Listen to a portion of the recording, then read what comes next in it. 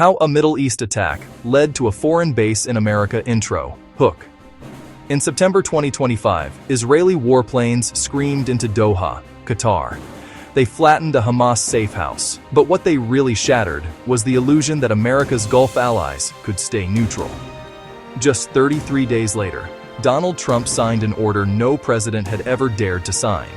He formally welcomed Qatari F-15s to set up shop on U.S. soil.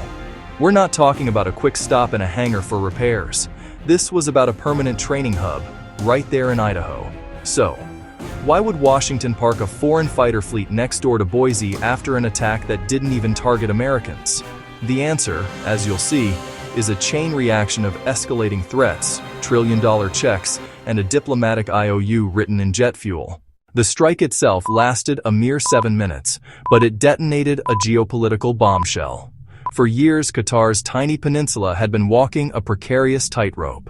They were happy to fund crucial U.S. military bases, but also maintained open lines with Iran and bankrolled Gaza reconstruction efforts.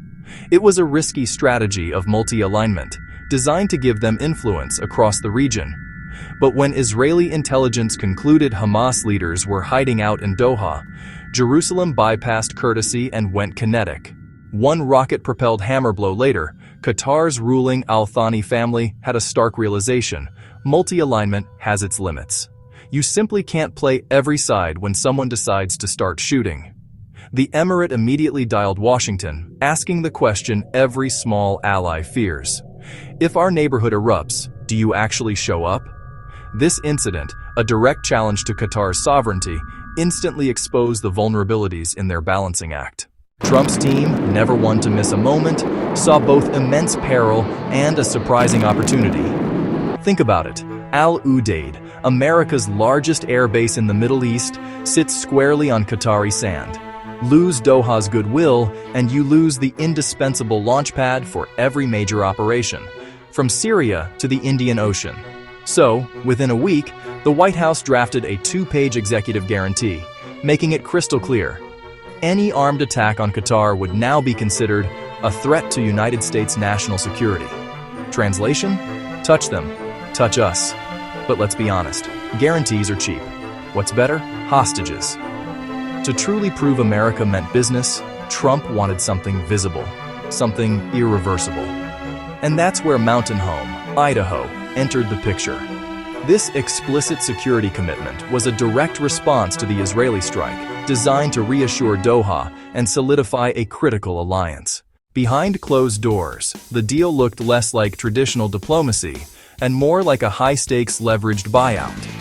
Qatar, already a significant investor in the U.S. economy, pledged a fresh $1.2 trillion package. This wasn't just pocket change. It included massive jet orders for Boeing, infrastructure cash earmarked for Texas ports, and even a brand new 747 destined to become the next Air Force One. In exchange, Washington fast-tracked a promise from 2017: 36 F-15 QAs, complete with full U.S.-based training. Singapore already trains at Mountain Home under a similar arrangement, giving the Pentagon a convenient legal loophole. Call it interoperability, not a foreign base. Congress got a mere 48 hours notice, and the press release quietly dropped on a Friday night. By Monday morning, Qatari pilots were already packing their winter parkas. Take a look at a map, and the choice seems absurd. A Middle East crisis resolved in the middle of Idaho's wheat fields. But strategically, it's genius. Training inside U.S. airspace means Qatari pilots learn the exact same doctrines, codes, and radar signatures that American pilots use. If Qatar ever has to repel another air raid, its cockpits will mirror Washington's playbook in real time, ensuring seamless cooperation. For the U.S., hosting the Emirates' most advanced jets stateside is a clever leash disguised as hospitality. Spare parts, crucial software updates, and all major maintenance flow through American depots, creating a deep digital dependency. Forget aircraft carriers. Digital integration and shared logistics are the modern anchors of alliance. Of course, not everyone applauded. Israeli officials, quietly but firmly, reminded the State Department that Doha still hosts Hamas political bureaus. Saudi Arabia and the UAE, who had been locked in a 3-year blockade against Qatar, saw the move as Trump blatantly picking favorites, further complicating already tense regional dynamics. Domestically, headlines about foreign troops in Idaho spooked constituents who remembered reading that Sharia law was just one airport away. Legally, the arrangement sidesteps the 1878 Posse Comitatus Act because Qatari pilots fall under U.S. training command while on base. Still, the optics, and oil-rich monarchy parking jets beside potato farms, fuel every conspiracy podcast between Salt Lake City and the Mississippi. This move, while cementing one alliance, undeniably created questions and friction with other key U.S. partners. Bottom line, a 7-minute airstrike in Doha just rewrote basing rights inside the continental United States. The Qatari detachment is set to arrive in early 2026. Their F-15s will fly red flag exercises against American aggressor squadrons, swap fuel hoses, share radar tracks, and most importantly, fly home with firmware keys held securely in Tucson. Washington locks in a pivotal ally. Qatar locks in vital protection. And both sides dare adversaries to test whether that paper guarantee carries live ordnance. If this gamble pays off, expect copycat deals.